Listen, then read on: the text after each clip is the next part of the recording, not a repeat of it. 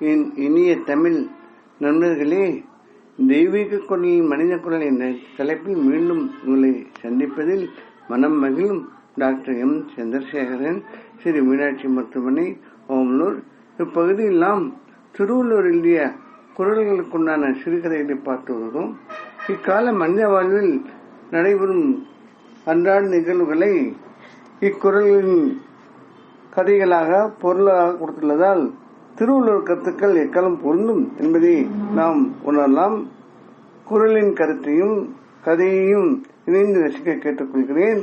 தற்போது அவர் எழுதிய வெகுளாமை அதிகாரத்தில் 7ஆம் குறள். இது எண்ணிக்கைப்படி 307ஆம் குறள். குறள் என்னவென்றால், சினத்தை பொருளென்று கொண்டவன் கேடு நிலைத்திருந்தான் கை பிழையாதற்று. இதன் பொருள் என்னவென்றால், நிலத்தை அடித்தவன் கை வேதனை அனுபவத்தில் இருந்து தப்ப முடியாதது போல கோபத்தை குணமாக கொண்டவனும் வேதனை அனுபவிப்பதிலிருந்து தப்ப முடியாது. கதையை பார்ப்போம். விவசாய பட்டதாரி தங்கவேலு அவர் கோபத்தின் உச்சியில் இருந்தார்.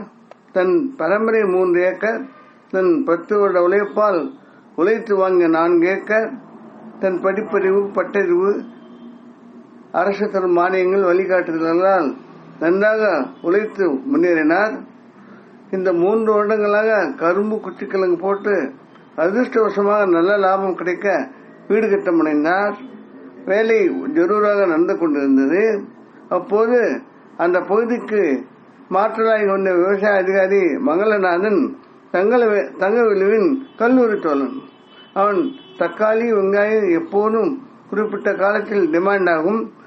இது சரியான தருணம், அதிக விளைச்சல் தரும். நாற்றுக்கள் அரசு பண்ணையில் ஆய்வின் மூலம் உற்பத்தி செய்துள்ளார்கள்.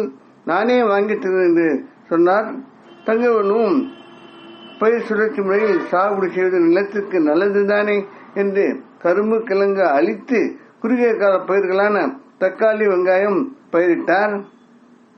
மங்களநாதன் ஆலோசனைப்படி அனைத்தும் நடந்து வந்தது. ஆனால் அக்கம் பக்கத்தினர் புது பயிர் புது முயற்சி என இதை ஒதுக்கி வழக்கமல்ல கரும்பு கிழங்கு பயிரிட்டனர். அந்த வருடம் அதிக மழை பெய்தது. புது நாற்றுக்கள் அதிக ஈரப்பதம் தாங்காமல் சரியான வளர்ச்சி அடையவில்லை. மங்களநாதனும் தங்களும் பயிரை சீராக்க பலவிதமாக பாடுபட்டனர். நடுவே வந்த அரசு பண்ணை அதிகாரிகள் தங்கவேலு நிலத்தில் மண்வளம் ஒத்துவராமல் இருக்க வாய்ப்புள்ளது என அபிப்பிராயம் சொன்னார்கள்.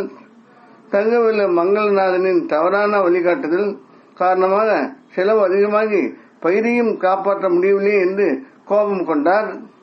வீட்டு கட்டுமான வேலையை நிறுத்த வேண்டி வந்தது. வேறு விவசாய நிலத்தில் போட்ட தக்காளி வெங்காயம் நன்கு விளைந்து அதிக பணம் ஈட்டியது அவருக்கு தெரியவர அவருடைய கோபம் அதிகமாக இருந்தது. தங்கவேலின் பயிர்கள் சுமாராக இருந்தால் விலை பெறவில்லை. கூலிக்கே கட்டுப்படி ஆகவில்லை. பெருத்த நஷ்டமானது. அதனால் மங்களநாதனை கடிந்து பேச, மங்களநாதன், நீ விவசாயமானவன் தானே, உன் யோசனை எங்கே போயிற்று என்று பொறுக்க முடியாமல் வார்த்தைகளை வீச இருவர் நட்பும் முறிந்துவிட்டது. விவசாய கருவிகள், உரங்கள், விதைகள், நாற்றுக்கள் 70% மானியத்தில் அரசு தர பலரும் பெற்று பயனடைந்தனர். மங்களநாதன் யார் வேண்டுமானாலும் பெற்றுக் கொள்ளலாம் என்று கூறியும் தங்கவேலு வீடு கட்டுவதில் மும்முரமாக இருந்து இவற்றை பெறவில்லை. விவசாய கூட்டுறவு வங்கியில் பண்ணை இல்லம் என்று கூறி கடன் வாங்கி மங்களநாதன் வீடு கட்டினார். மற்றவர்கள் விவசாயத்திற்கு வாங்கினர். இந்த முறை மங்களநாதன் போட்ட கரும்பும் கிழமும் தொழிலாளர் பிரச்சனை காரணமாக பணமாகவில்லை. தனியாரிடம் யாவரும் கிடைத்த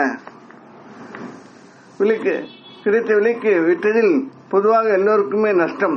இதனால் விவசாயிகள் போராட்டம் நடத்த அனைவருக்கும் கடன் தள்ளுபடி கிடைத்தது.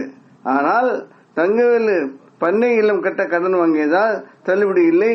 சொந்த செலவில் போட்ட கரும்பும் கிழமும் நஷ்டத்திற்கு விற்க வேண்டி வந்தது. அந்த பக்கம் அந்த மங்களநாதன் தங்கவேலுவிடம், ஏன் இப்படி நடந்து கொண்டாய்? விவசாயம் எப்போது லாபம் தராது என்பது அறிந்த உண்மைதானே. அதிக மழை மண்வளம் இரண்டும் தொந்தரவு செய்ததற்கு 100% தவறு என்மேல் என நினைத்து கோபம் கொண்டாய். நான் அரசு தந்த விவசாய கருவிகள் நல்லதாக இருந்த உனக்கென எடுத்து வைத்திருந்தேன். நீ வரவே இல்லை. இதெல்லாம் ஒவ்வொரு வருடமும் தர அரசிடம் பணம் இல்லை. நாங்கள் சுமார் செய்தால்தான் அவர்களுக்கு தருவார்கள். இவையெல்லாம் உனக்கும் தெரிந்ததுதானே. இப்ப தக்காளி, வெங்காயம், கருவிகள், கடன் தள்ளுபடி, கரும்பு கிழங்கு என எல்லாவற்றிலும் உனக்கு நஷ்டம். என்னிடம் வந்திருந்தால் உதவி இருப்பேன். இப்படி அர்த்தமில்லாத அதிசயத்தால் நீ பாதிக்கப்பட்டு விட்டாய். எனக்கு இப்போது வேறு ஊருக்கு மாற்றலாகிவிட்டு சென்று வருகிறேன் என்று சொல்லி சென்றார். தங்கவேலு சிந்தியாமல் கொண்ட கோபத்தால் பொருள் நஷ்டம், நட்பு இழப்பு என எண்ணி வருந்தினார். என்ன பயன்? அனுபவித்துத்தானே ஆக வேண்டும். இத்துடன் கதை முடிகிறது. அன்பு நண்பர்களே, வாழ்வில் நமது அன்றாட செயல்பாடுகளில் ஒரு சில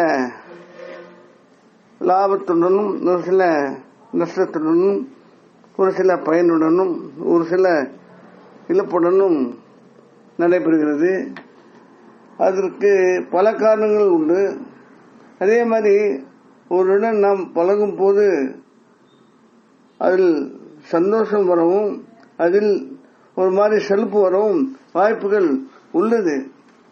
ஆனால் நாம் ஆறறிவு படைத்த மனிதர்கள் ஒவ்வொரு விஷயத்திலையும் அணுகி நினைந்து பார்த்து இந்த மாதிரி ஒரு இழப்புகளுக்கு, சிரமங்களுக்கு காரணம் யார் என்பதை புரிந்து அதற்கு தகுந்த மாதிரி நடந்து கொண்டால் நட்பும் வளரும், தொழிலும் வளரும், நிம்மதியும் கிடைக்கும்.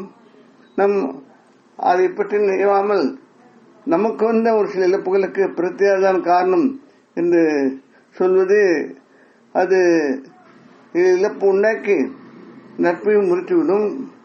மற்றவர்கள் உதவி நமக்கு கிடைக்காமல் போகும் வாய்ப்புகள் உண்டு. இதனால்தான்